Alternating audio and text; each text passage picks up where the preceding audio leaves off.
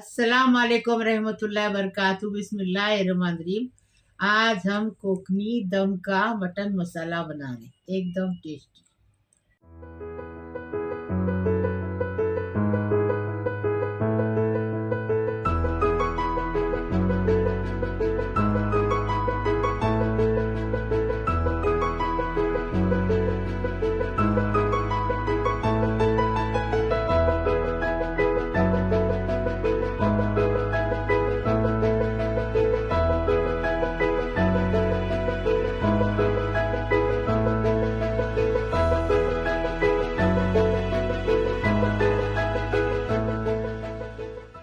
घर के मसालों से हमने कोकनी मटन दम मसाला बनाए, एकदम फर्स्ट क्लास मटन मसाला बनाए, एकदम टेस्टी।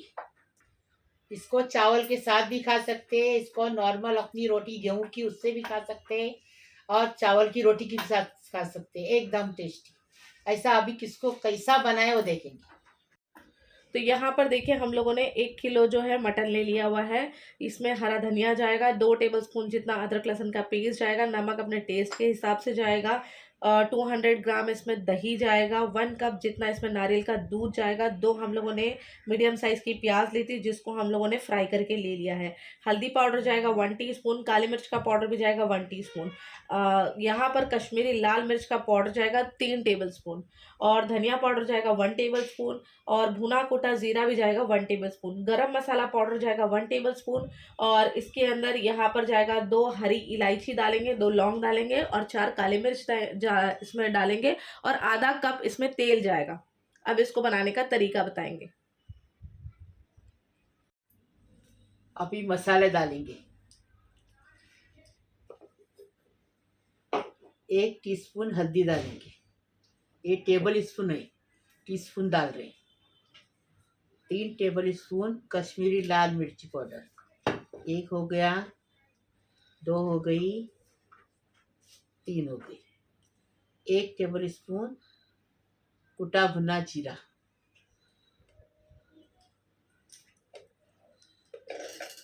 1 टेबल स्पून गरम मसाला, 1 टेबल स्पून धनिया पाउडर, 1 टीस्पून काली मिर्च पाउडर। अभी इसमें 2 इलायची जाएगी,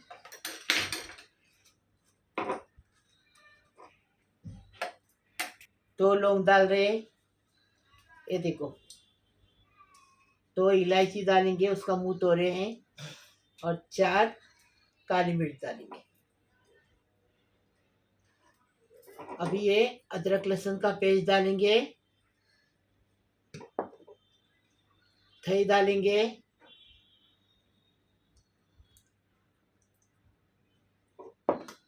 कोथिंबीर डालेंगे, स्वाद अनुसार नमक डालेंगे। नमक हमारा डायबिटीज का है।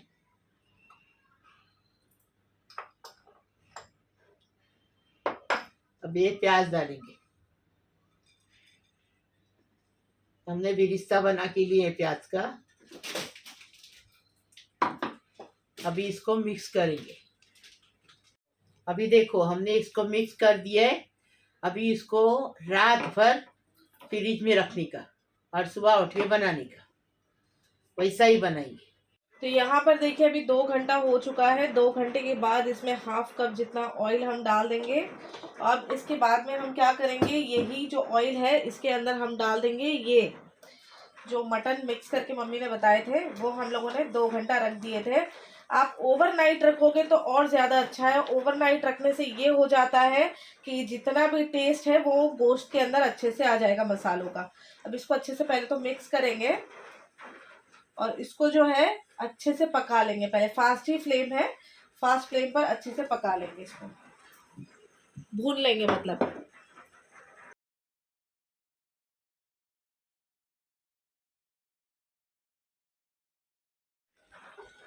इसको 2 घंटा मीडियम गैस पे पकाने का, 2 घंटा।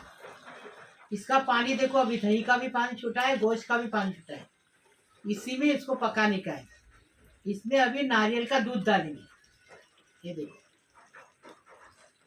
2 घंटा ये पूरा सूखने तक और गोश्त पकने तक पकाएंगे। अभी हम लोग बिगैर गैस मतलब बिगैर कुकर के ये काम कर रहे हैं। अगर आप चाहो मतलब हम लोग कढ़ाई में बना रहे हैं, अगर आप चाहो तो कुकर में भी बना सकते हो इसको, लेकिन जो स्लो कुकिंग का जो टेस्ट है ना वो नहीं आएगा। कुकर में पक तो जाएगा, कुकर में जो आपको टेस्ट रहेगा वो थोड़ा सा अलग आएगा। जैसा ये जो स्लो कुकिंग पे मतलब टेस्ट आता है वैसा टेस्ट नहीं आएगा। ठीक है, तो अभी क्या करेंगे, इसको मिक्स करेंगे अच्छे से और इसको मीडियम फ्लेम पर ना, मीडियम फ्लेम पर रखकर पकाएंगे। बीच बीच में बताते रहूंगी मैं। मीडियम फ्लेम पर इसको अच्छे से पका कर लेंगे, बीच बीच में इसको चलाते रहेंगे और इसको सूखने तक, गोश्त को अच्छे से गलने तक पका लेंगे। पानी तो इसमें बहुत डाल दिए क्योंकि इसमें नारियल का दूध भी गया है, दही भी है, तो इसमें तो पूरा जितना गोश्त है उतना ही पानी दिख रहा है मेरे को। अब इसको पकने तक स्लो गैस पर, स्लो नहीं मीडियम फ्लेम पर अच्छे से पका लेंगे ढककर। आधा घंटा हो गया, अभी देखेंगे गोश्त गला है क्या।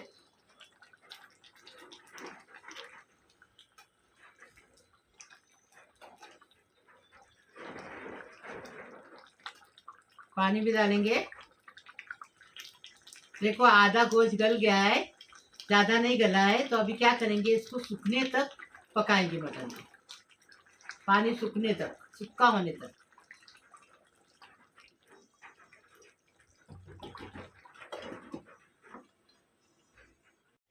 ढक्कन को ऐसा रख के पकाएंगे ना तो तरी अच्छी आती है। 1.5 घंटा हो गया, पानी अच्छे से सूख गया, मटन भी अच्छे से पक गया। देखो ऐसा बनाने का, अच्छी खुशबू आ रही है एकदम फर्स्ट क्लास।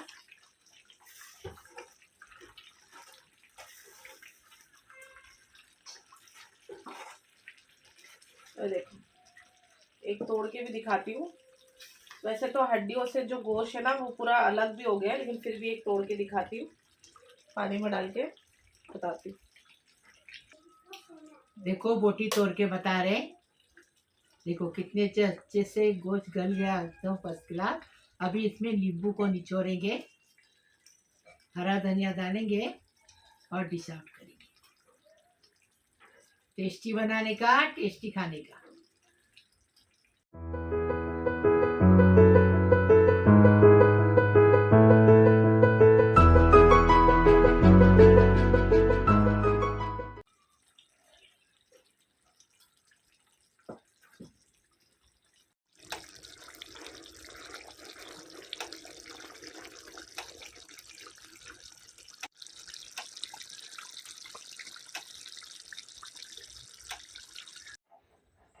अल्लाह पाक परवरदिगार, मेरा यूट्यूब का परिवार है, अल्लाह पाक परवरदिगार उनको सलामत रख, खुश रख, आबाद रखो। अल्लाह पाक परवरदिगार मेरे बहुओं है, बेटों है, बेटियों है, दामादों है, भाई है, भाई बहनों है, भांजों है, भांजियों है, पोतों है, पोतरियों है, नातों है, नवासों है, सबको सलाम कर रही अल्लाह पाक परवरदिगार, सबके लिए दुआ कर रही अल्लाह पाक परवरदिगार। जो देखते उनके लिए भी दुआ करी, नहीं देखते उनके लिए भी दुआ करी। अल्लाह पाक परवरदिगार सबको सलामत रखे, सबकी उम्र दराज करे, सबको खुश रखे, आबाद रखे। अल्लाह पाक परवरदिगार सबको गैब से रोजी दे, रिज़्क़ दे, बरकत दे, सुख दे, शांति दे, धन दे, दौलत दे।